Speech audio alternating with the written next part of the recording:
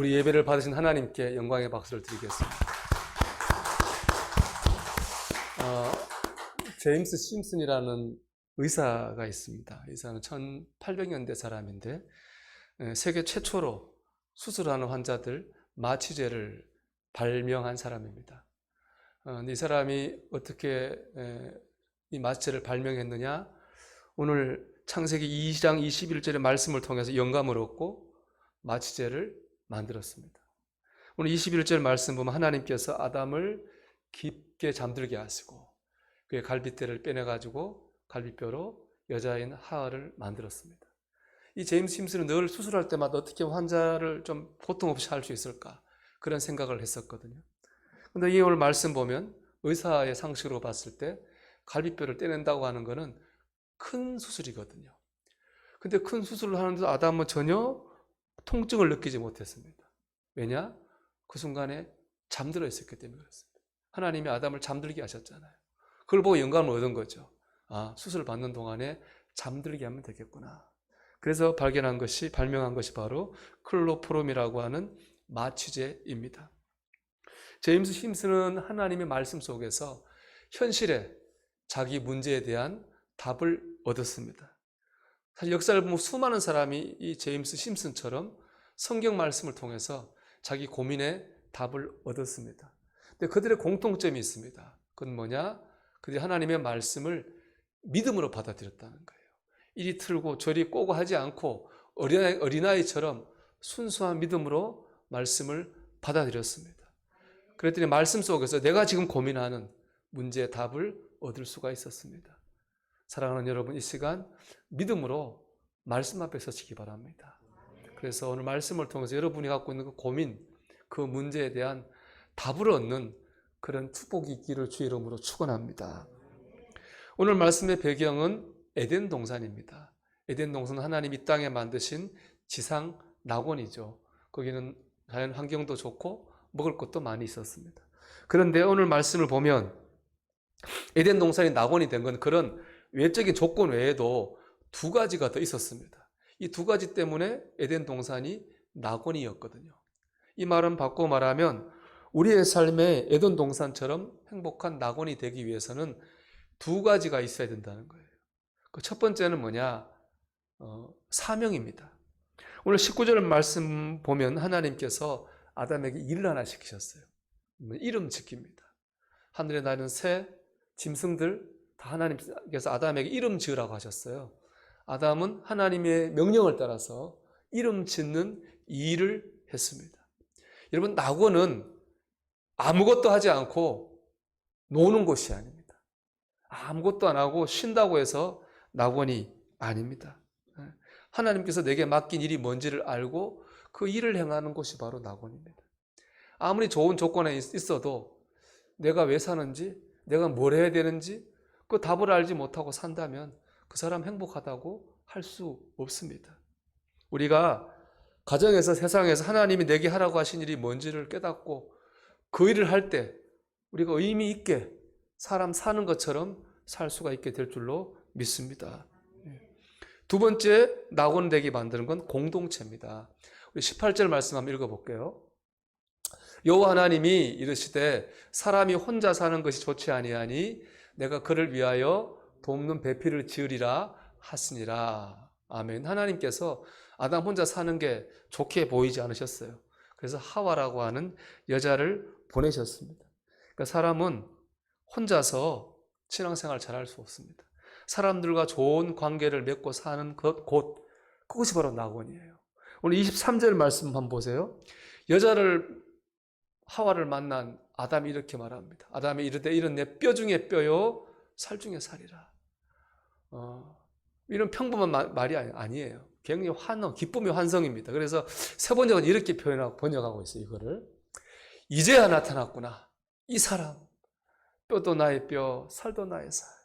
이제야 나타났구나. 이 사람. 얼마나 기쁘면 이런 표현을 했겠습니까?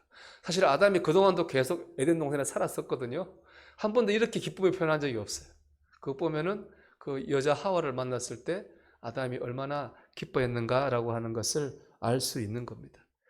그렇습니다. 얘는 사람과의 관계에서 주는 기쁨이 얼마나 큰가 하는 걸 말해주는 겁니다.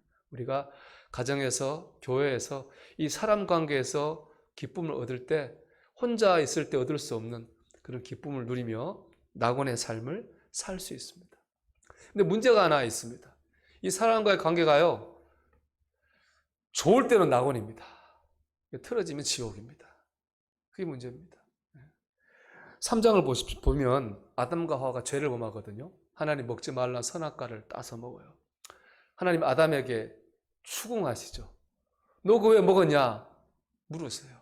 아담이 뭐라고 한지 아십니까? 저 여자가 줘서 먹었습니다. 조금 전까지만 해도 이제야 나타났구나 내 사람, 이렇게 기뻐하던 아담이 이제는 책임을 다 미룹니다. 저 여자 때문입니다. 이렇게 말하는 거예요. 여러분, 사람 관계가 이렇습니다. 좋을 때는 참 좋은데요, 틀어지면 모르는 사람보다 못할 때가 많습니다. 결국에 낙원의 삶을 살려면은 좋은 관계를 맺어야 됩니다. 행복한 교회, 행복한 가정 만들어 가야 됩니다. 그 안에서 내가 낙원의 삶을 이 아담처럼 이 기쁨을 누릴 수 있는 겁니다. 이게 오늘 주제입니다. 우리가 어떻게 하면은 가정과 교회를 행복한 낙원으로 만들어 갈까?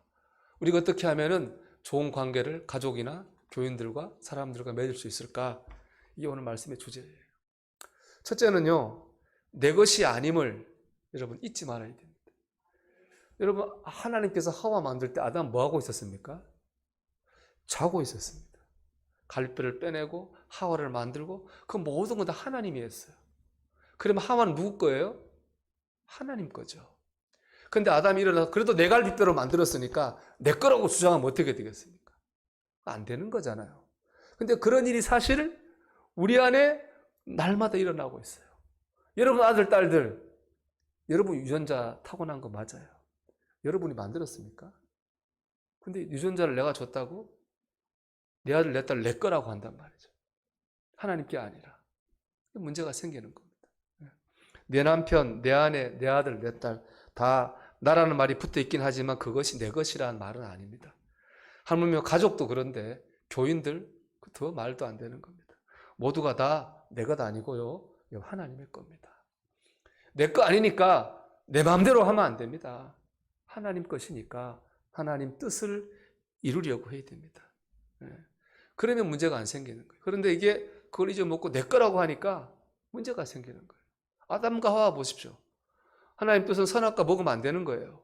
근데 자기들의 욕심을 이기지 못하고 선악과를 먹었잖아요. 그 결과 어떻게 됐습니까?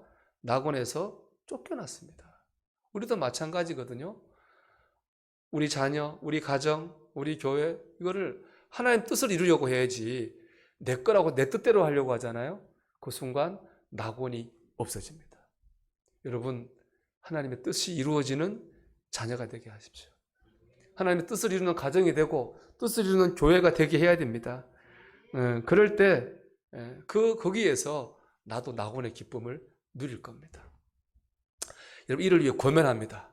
말을 줄이고 기도를 늘리십시오. 사람이 말을 하다 보면은 내 뜻이 나가게 돼 있습니다. 그런다고 되지 않거든요. 오히려 문제가 생깁니다. 차라리 기도가 해야 됩니다. 우리 가정과 자녀와 교회를 위해, 성도를 위해 기도하면 하나님이 나를 바로 세워주시고 내가 믿는 관계를 바로 세우시고 우리 가정과 교회를 하나님이 낙원으로 끌어가십니다. 그러니까 여러분, 말할 대신에 기도하십시오. 두 번째, 서로 다르다고 하는 것을 인정해야 됩니다. 오늘 말씀 보면 하와는요, 아담의 뼈로 만들어졌죠. 여러분, 아담은 그럼 뭘로 만들어졌습니까? 우리가 아담은 흙으로 만들어졌어요. 하나님이 다른 재료로 만들었어요. 하나님 다르게 만들었다고요.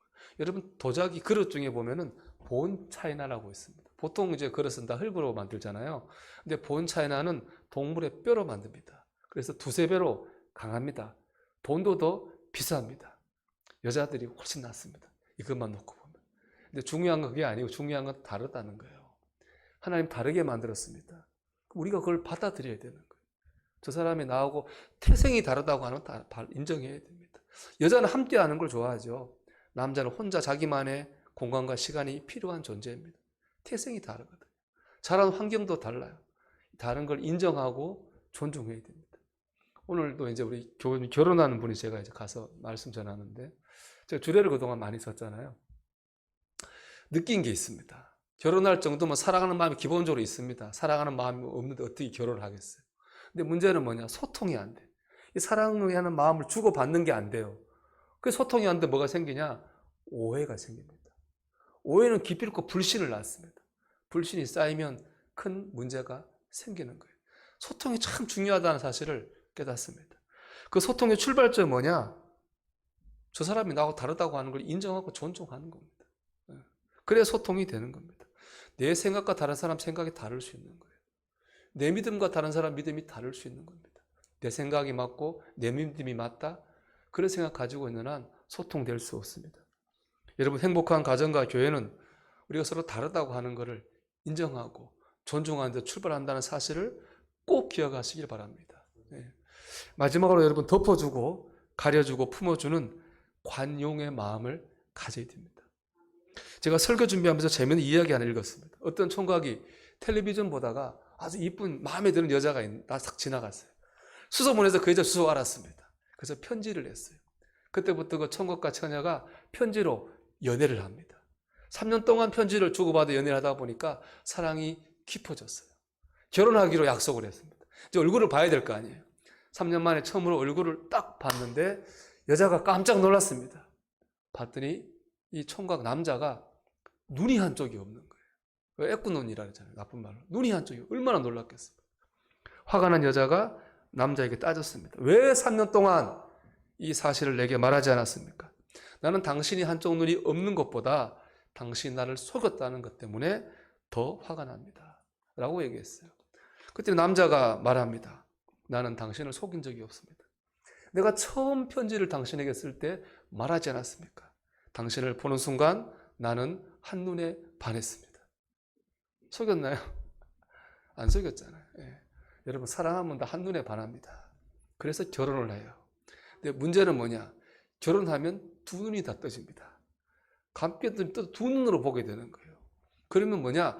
안 보였던 게 보기 시작합니다. 그 안 보였던 건 대부분 다 어떤 거냐? 안 좋은 것들입니다.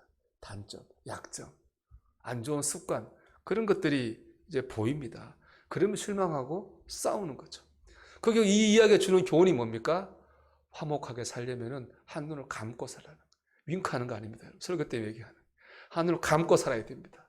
눈 감아줘야 됩니다. 그래야 화목한 가정이 되는 거예요. 다른 사람의 실수와 부족함을 덮어주고 품어주라는 거예요. 저는 오늘 25절 말씀 참 은혜를 받았습니다. 25절이야말로 이상적인 가정과 교회인 것 같아요. 아담과 그의 아내 두 사람이 벌거벗었으나 부끄러워하지 아니하니라. 벌거벗었어요. 모든 수치와 단점이 다 드러났어요. 하지만 부끄러워하지 않았어요. 내 수치와 단점과 약점 때문에 부끄러워하지 않아도 되는 곳, 그것이 이상적 가정 아닙니까? 내 약점과 허물 때문에 기죽지 않아도 되는 곳, 그것이 이상적인 교회 아니겠습니까? 저는 그렇다고 생각합니다. 왜 그런 일이 이루어집니까? 덮어주니까, 가려주니까, 품어주니까.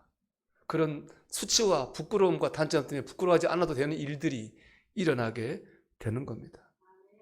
여러분, 한눈을 감으십시오. 여러분, 가족을 향해 한눈을 감으셔야 됩니다. 여러분, 조인들을 향해서 한눈을 감으셔야 됩니다. 그럴 때 우리가 행복한 가정과 교회를 만들어갈 수 있는 거예요.